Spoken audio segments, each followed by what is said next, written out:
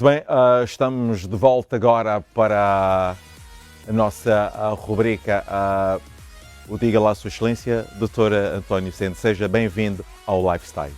Boa noite, André. Muito obrigado por esta oportunidade para podermos conversar um pouco diante desta impetuosidade que é o Lifestyle. Estás de parabéns pelo líder 360 graus que és, conseguiste construir uma identidade estratégica que tem este patamar. Confesso que fiquei com frio na barriga quando convidou-me para o Lifestyle, o pequenino que sou.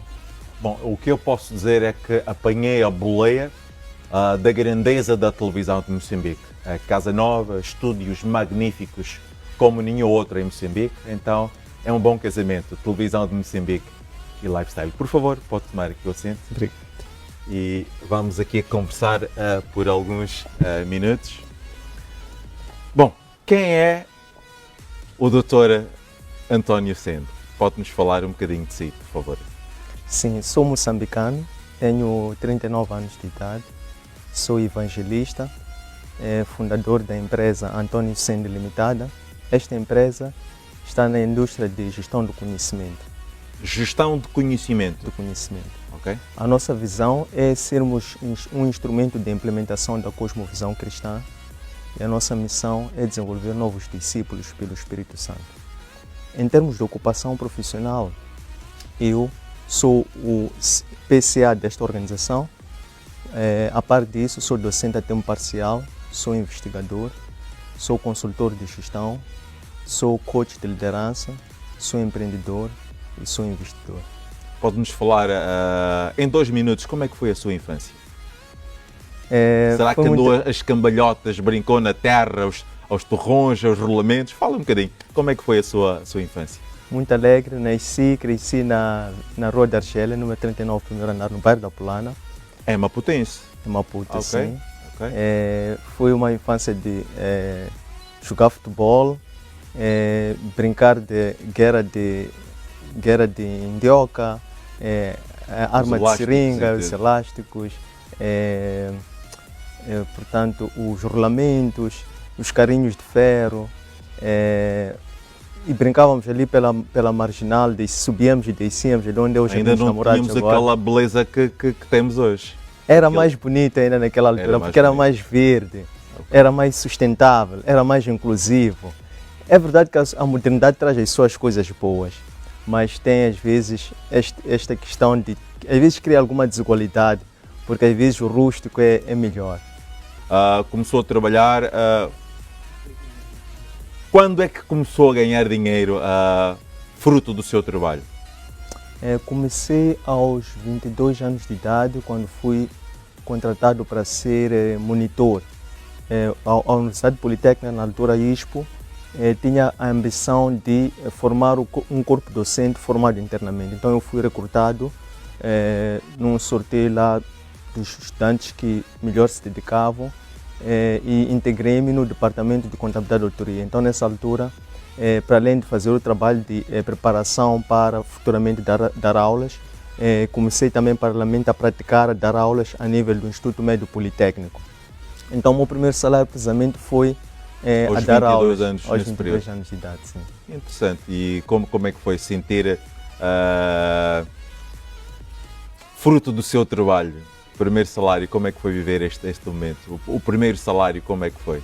Foi, acima de tudo, uma energia, foi um combustível para conseguir lutar para aperfeiçoar as minhas competências, poder ter um trabalho cada vez mais digno e, acima de tudo, também, e melhor remunerado, exatamente. E também que fosse um trabalho que tivesse valor e impacto para os outros.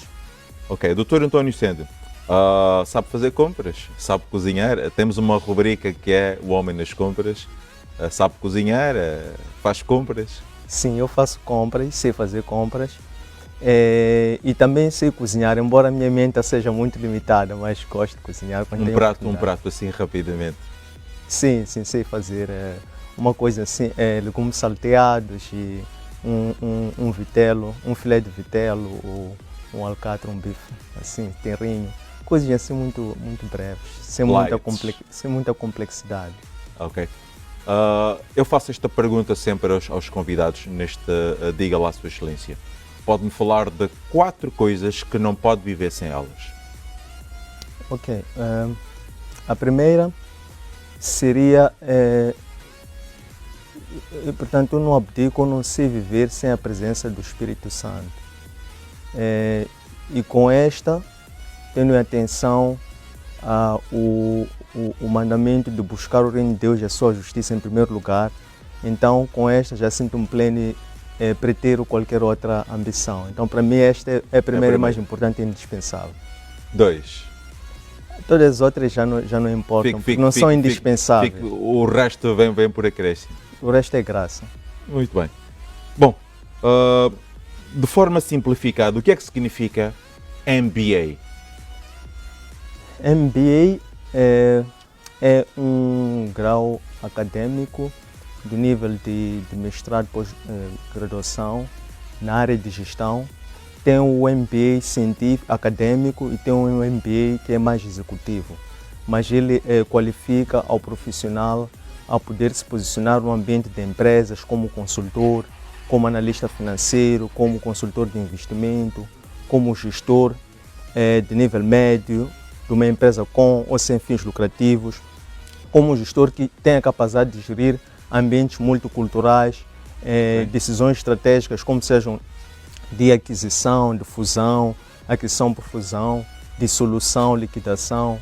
Portanto, é um profissional que está preparado para atuar no ambiente empresarial de apoio direto à gestão de um projeto, de uma empresa, de um portfólio, de uma região, de um país. Portanto, tem essa versatilidade. É como se, digamos, fosse um cientista social, né? Alguém que fosse treinado a criar riqueza. Treinado para criar riquezas. Gosto muito desta palavra. É um moçambicano como deve ser. Gosta de ser moçambicano? Tem orgulho de ser moçambicano? Muito. Não haveria melhor sítio. Se eu tivesse que escolher outro sítio para nascer e crescer e viver, seria Moçambique. Homem de muitos talentos, ofícios e até atributos, posso assim dizer. É empreendedor, especialista em finanças, coach de liderança, evangelista, como estava muito bem aqui a falar, é mentor. Qual destes ofícios é mais trabalhoso e prazeroso para si? O ofício mais trabalhoso e prazeroso. É uma pergunta interessante. É verdade, é um paradoxo. Então vou tentar trazer esta dicotomia. O ofício mais trabalhoso é ser evangelista, porque ele obriga a estar constantemente a trabalhar, não tem intervalo. Não há folga. Okay. Não há folga. É estar constantemente em espírito, atento a sinais prodígios, estar sempre a meditar na palavra de dia e de noite, estar em espírito de oração e a praticar o jejum, a praticar a Eucaristia. Então isso é um trabalho que é contínuo. Por essa razão, exige muita renúncia e, consequentemente, quando a pessoa adapta-se a isso, passa a assumir o sofrimento com alegria. Logo, torna-se também prazeroso, por assim dizer. Como se diz, quem corre com alegria não se cansa. Eu quero falar de si, Dr. António Sende, docente. Okay? O que é que leciona, na verdade? Eu leciono mais no campo financeiro, gestão estratégica, finanças e empreendedorismo. As disciplinas são matemática financeira, análise financeira, gestão financeira, empreendedorismo. Mas também leciono áreas de gestão estratégica, liderança. Gestão de liderança. Como é que isto funciona? Assim, de forma resumida. A liderança? Sim. Ok. Então, a liderança, eu vou dar um exemplo concreto real, que é o livro que eu estou para lançar sobre liderança. Este livro é Liderança e Gestão de Equipa. Liderança e Gestão de Equipa. De equipa. Okay. Então, a abordagem diferenciadora que eu trago para este livro é uma escola de liderança na base da espiritualidade, que é chamada líder serviçal, que tem como base aquela conversa, aquele diálogo que se estabeleceu entre Cristo e os discípulos, em Mateus 20, 25, 27, quando ele perguntava aos discípulos quem tem autoridade, os maiores ou os menores. Depois ele desenvolveu dizendo que os discípulos sabiam que os governantes das nações oprimiam o seu povo e que os importantes exerciam o seu poder sobre o povo, mas que eles não deveriam ser daquela forma, antes pelo contrário, deveriam ser tal como o Filho do Homem. Quem quisesse ser importante, deveria ser servo. Quem quisesse ser o primeiro... Para tudo que está aqui a falar, eu percebo plenamente o que está a dizer e é agradável. De uma forma corrente, ou até posso dizer numa linguagem secular, o que é que significa esta obra? Ou a quem quer impactar? Este livro é para impactar, é um pouco para trazer, para enriquecer a arquitetura e o acervo de escolas ou de opções ou de estilos de liderança, se quisermos assim dizer. Porque se formos a ver o caso do John Maxwell, ele diz que o líder pináculo, que é o líder da classe 5, é aquele líder que está para servir as outras pessoas, não é o líder que está para ser servido. E ele, por exemplo, traz outro conceito que é o líder 360 Um bom líder logo é aquele que também serve. É aquele que serve. Portanto, a função, a missão do líder é desenvolver outros líderes, é desenvolver outras pessoas para serem tão boas ou melhores do que ele próprio. Porque isso é benéfico para a própria organização e para ele próprio. Chega a ser constrangedor em sociedades novas, que nem Moçambique, ter colaboradores para melhores que o seu líder. É muito bom, mas é quem fica até com medo de ter um colaborador que faz até melhor. Sim, o país precisa de líderes, porque os líderes são pessoas são ousadas. Não precisamos de chefes, queremos líderes, é o que está a dizer. Exatamente. Precisamos cada vez mais de líderes. Existem muitos líderes, mas o debate sobre a liderança tem que ser cada vez mais aberto e inclusivo, da academia até todos os espaços da cidade. Numa mesa, tomar um café ou um chá a nível de casa, de família, tem que se desmistificar esta questão, este conceito de liderança e trazer verdadeiramente a noção e quebrar alguns mitos de que não precisa ser CEO, PCA ou a pessoa que esteja no topo da hierarquia para ser líder. Não precisa estar no topo da carreira para ser líder. Até porque ele diz que o líder 360 graus é um líder do nível médio, que ele tem a capacidade de influenciar os superiores hierárquicos, os subordinados e também os colegas. Ok, voltando para aquilo que é a sua pessoa, família, o que é que significa família para si? Bem, família para mim é a minha base, é de onde eu venho, é o meu porto seguro, por assim dizer. Então, nasce a partir daí um dever de recompensa que nós temos para com eles. Quando nos tornamos adultos, passamos a assumir outra responsabilidade, nomeadamente a questão do sacerdócio, e a partir dessa altura, a nossa dedicação para a família torna-se acrescida, que é a questão de termos que levar todo um conjunto, desde a nossa ideologia, o nosso comportamento, a nossa forma de ser, o nosso exemplo como pessoa, para que possamos inspirar as gerações que estão a vir, que é a nossa família, para que a partir daí possamos criar um protótipo. Se nós tivermos famílias muito bem constituídas e educadas, podemos afirmar que teremos um Moçambique rico e educado e próspero. É o que está-me a dizer? Sim, sim, porque a educação é que é a chave de transformação do homem. A educação é a chave da transformação do homem. Sim, a educação começa na família, em casa. Não é na escola? Não é na escola. Ok. Pode-nos falar dos seus gostos, dos seus hobbies. O que é que gosta de fazer? Gosto de rir. Gosta de futebol? Gosto muito de jogar futebol, Okay. mas confesso que já há muitos anos que não jogo. Desde a última vez que tentei jogar, apanhei um valente chute aqui e fiquei com medo. Mas gosto de assistir. Apanhou um valente chute, ok. Gosto de assistir, gosto muito de rir, gosto de conversar, gosto de ler, gosto de jantar, aprecio viajar, conhecer novas pessoas, sim, em geral. Gosto de plantas, conversar com plantas, gosto de andar pela natureza. Como é que é isto de conversar com as plantas? Eu tenho estado a aprender que verdadeiramente as plantas têm uma vida, não só daquilo que a gente vê aparentemente. Sim, as almas têm uma alma. Então, para nós conversarmos com as plantas, nós temos que nos esvaziar, temos que sair de nós e entrarmos no contato no mundo das plantas. Como? Aproximando as plantas, tocando as plantas, sentindo as plantas, olhá-las, observar, abstrairmos. Nós devemos aplaudir os floristas, quem cuida das flores, quem traz a beleza das flores aqui para a gente. Eu, quando vejo, por exemplo, os jovens, os namorados, gostam de oferecer rosas, orquídeas, e é por aí? Existe alguma ligação no que está aqui a dizer? Sim, porque a planta transmite alegria, né? É da planta que vem o alimento, é da planta que vem o oxigênio, é da planta que vem o fruto. Praticamente, e também a planta está enraizada na terra e nós, enquanto pessoas, também nós vimos da terra porque nós somos pó. Então nós temos uma dependência intrínseca com a planta. A planta é uma alma nossa gêmea, então nós conseguimos nos comunicar por essa via com o mundo vegetal, nomeadamente com as plantas. Quero aprender muito acerca disso. Vamos conversar em off.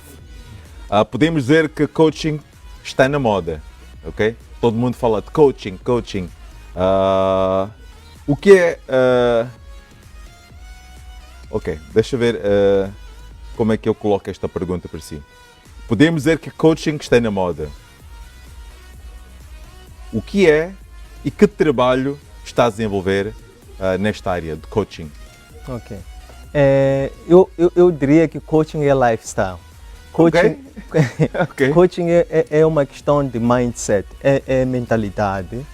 O coaching são ferramentas, o coaching são metodologias, o coaching é uma abordagem. O coaching não tem um lugar, uma hora, um sítio. O coaching é dinâmico. O coach, ele exerce essa atividade de coaching em todo local onde ele está, em casa, no trabalho, consigo mesmo. Inspirar a...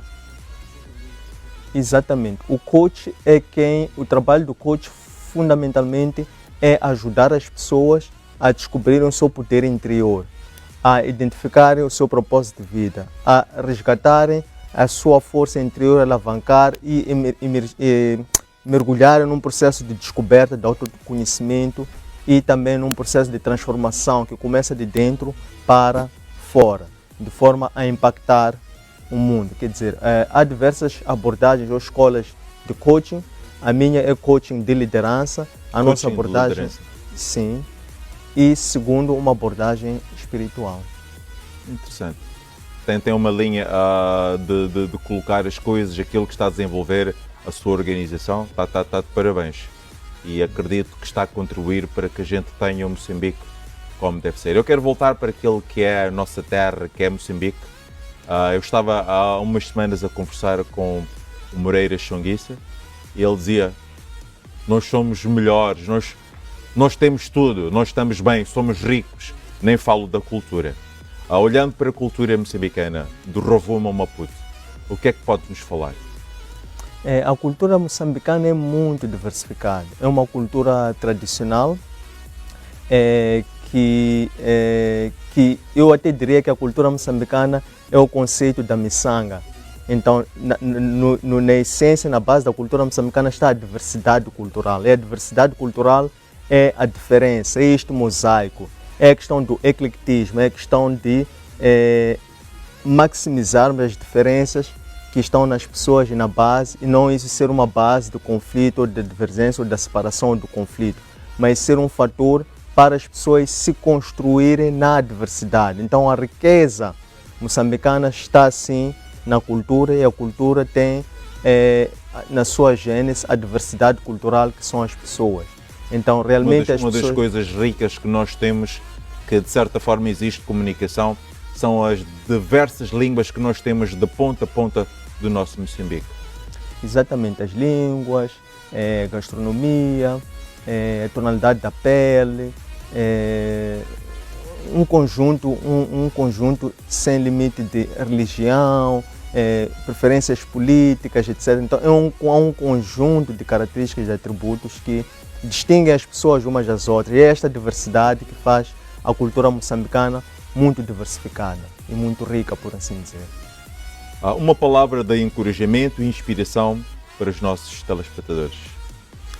Então, aqui no Jovem agora, diria que este é o momento mais importante para as pessoas se comunicarem-se consigo mesmas. Portanto, o passado é apenas uma referência e o futuro ainda está por vir, é, por assim dizer... Pode explicar melhor o que é que está a nos dizer? Estou a querer dizer que neste preciso momento que nos conectamos através da televisão de Moçambique, no programa Lifestyle, este momento é o melhor momento para nós reescrevermos aquilo que nós queremos que seja o nosso futuro. para amanhã. E esse escrever é sonhar, visualizar. O que aconteceu ontem ou há 2 anos atrás pode ou não influenciar aquilo que nós queremos alcançar amanhã, como um grande empreendedor, como um grande empresário, como um bom professor, como uma boa esposa, como um bom marido. Como é que é? Tudo que aconteceu conosco no passado, nós fomos responsáveis. A vida que nós vivemos hoje, nós somos responsáveis direta e indiretamente por tudo aquilo que é a nossa realidade. É resultado das decisões que nós tomamos no passado. O que está-me a dizer agora faz-me pensar assim. Se ontem, por exemplo, eu fracassei nos negócios, isso não quer dizer que amanhã eu não possa tornar numa mulher ou num homem de sucesso ou empresário como deve ser. Com certeza, porque tudo o que acontece no passado são lições, são ensinamentos. O que nós precisamos fazer é olhar para o passado como experiências e saber absorver, retirar das lições e voltar a aperfeiçoar ou trazer aquela lição. Mas existe sempre um porém. Muitas das vezes as experiências negativas, sobretudo as experiências negativas, trazem condenação para aquilo que a gente quer para o amanhã. Como é que a gente ultrapassa isto? Sim, para ultrapassarmos isso temos que ultrapassar ou quebrar a cultura do negativismo, que é aquela ideologia de que o errar é negativo, é prejudicial, de que não tolerância à falha, a fracasso. Tem que ser o contrário. Para a pessoa acertar, para a pessoa ser uma boa pessoa, para a pessoa ser uma melhor pessoa, tem que tentar, tem que experimentar. Para experimentar tem que fazer.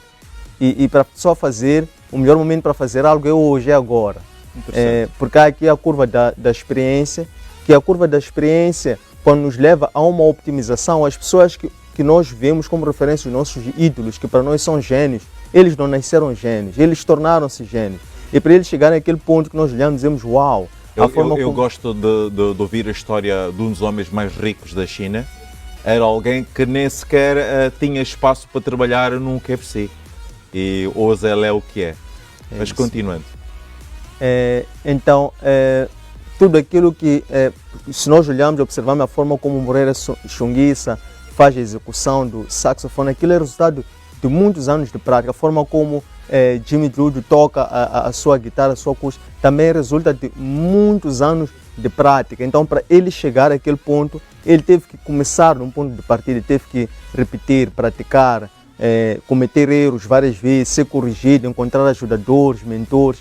E a estrada da vida, a estrada do sucesso, é feita na base da experiência. Então, a pessoa tem que ter uma ideia, a pessoa tem que ter uma visão, e para ter uma visão, a visão não é uma função dos olhos.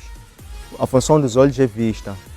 A função da visão é o coração. Então, a pessoa tem que visualizar mais, isolar-se mais, buscar o autoconhecimento, mergulhar-se em si, buscar conhecer o seu propósito de vida, conectar-se consigo mesmo e depois acreditar através da fé naquilo que está a ver. E depois desenvolver coragem, que é desfazer-se das crenças toscas, nomeadamente. Eu acredito que tudo que a gente vê acontecer é resultado da fé.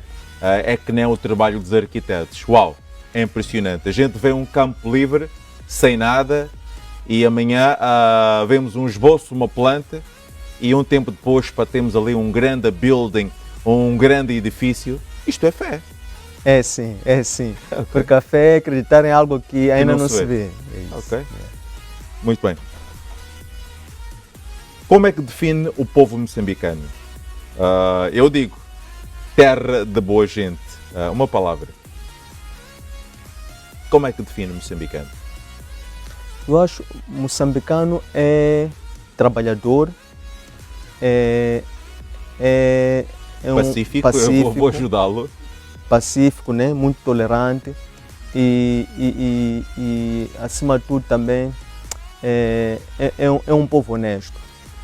Os valores têm estado a ser removidos naturalmente por influência de muita coisa e é preciso discutir-se a fundo os nossos valores, mas esses valores ainda prevalecem. Nos dias de hoje já se põe em questão, nomeadamente, a cultura de trabalho do moçambicano. Já se diz que o moçambicano já não tem uma boa cultura de trabalho. Mas isso cria um pouco de confusão para nós, porque talvez nós que vimos de 2, 3 gerações atrás, os nossos pais talvez não eram assim, talvez o que nos ensinaram, a realidade que nós vivemos também não fosse essa. Hoje talvez as coisas podem estar a acontecer de uma forma um pouco diferente, então temos que rever, definir, mas se eu tivesse que resgatar e descrever o que é o povo moçambicano na minha cosmovisão, eu ainda assim continuo a dizer, sempre estanejar, que o povo moçambicano é trabalhador, é humilde, é honesto e é muito, e é como disse, muito aberto, passivo, né? Tolerante. Muito bem.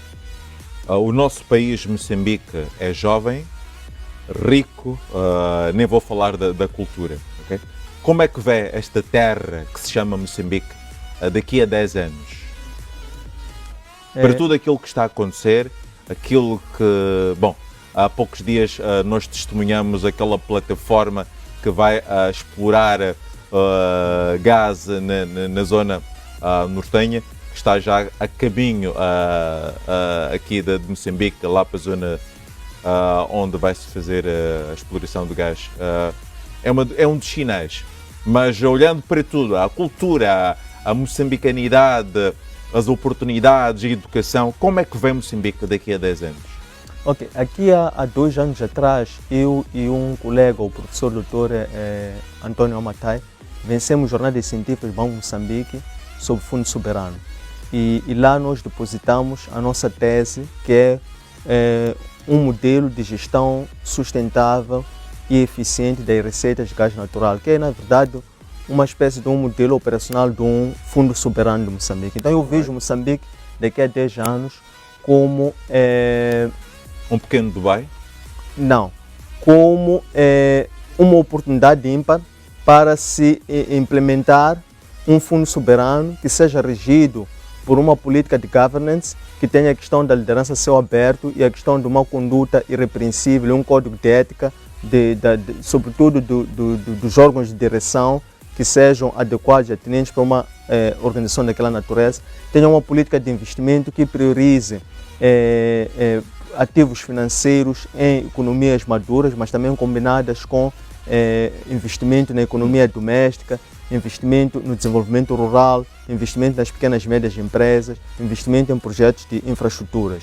E também a questão de uma política fiscal ou de consumo que obedeça um benchmark de 3%, isto é, 3% das receitas que seja revertido e incorporado no Orçamento Geral do Estado para a realização das despesas e o remanescente não, e todo o grosso, que é a grande parte, que possa ser incorporada para a aplicação criteriosa com vista à obtenção de novos recursos. E assim vai-se evitar, por um lado, o risco potencial, o risco sistêmico que o país corre, que é o touch disease. Nós já vivemos a maldição dos recursos, já temos o problema das desigualdades sociais, a questão da falta de emprego, a questão do conflito lá no norte de Moçambique, que isto resulta de um modelo de desenvolvimento econômico que não é inclusivo do país. Então eu vejo o Fundo Soberano dando como exemplo este trabalho que foi feito por investigadores moçambicanos, do qual eu faço parte, acho como um modelo adequado, por exemplo, para contribuir para o desenvolvimento sustentável a longo prazo do país, sem criar conflitos entre gerações. Viva Moçambique! Somos todos muito orgulhosos de ser moçambicanos. Viva Moçambique! Como é que define ou para si o que é lifestyle, o que é estilo de vida? Estilo de vida é o Teófilo André. É um líder 360 graus. O que eu chamo líder 360 graus é uma pessoa que acredita em si mesmo, no seu potencial, independentemente da posição ou do cargo que a pessoa ocupa na sociedade. Na sociedade ou numa organização ou numa família, porque o líder não tem posição, o líder não tem status, o líder é qualquer pessoa, pode ser um líder. Então, lifestyle para mim é alguém que acredita em si e a partir da sua crença em si próprio consegue desenvolver algo sui generis, acredita nisso e rega todos os dias até ganhar forma, tornar-se um bebê. Então, eu, quando olho para o lifestyle, quando eu olho para este conceito que é lifestyle para mim o lifestyle é um líder 360 graus, é o Teófilo André. Que animando. Falando neste programa, eu gosto muito deste programa, acredito que o povo moçambicano, quem nos assiste em Angola, em Portugal, também gosta deste conceito de programa e obrigado por esta palavra. Bom, o nosso tempo já vai a correr e gostaria de poder conversar mais uns 10 minutos, mas tempo é dinheiro. É verdade. Qual é a personalidade que gostaria de ver aqui nesta rubrica Diga lá, Sua Excelência? Já convidamos inúmeras pessoas. Já agora quero convidá-lo. Próximo programa, não perca. O nosso convidado para esta rubrica, Miyakoto, vai animar. Quem gostaria de ver aqui no Diga lá, Sua Excelência? Gostava de ver cá no Diga lá, Sua Excelência, o Joshua Sandy, que é meu filho. Ele tem 2 anos de idade agora. Uai. Porque eu, como progenitor dele, como pai,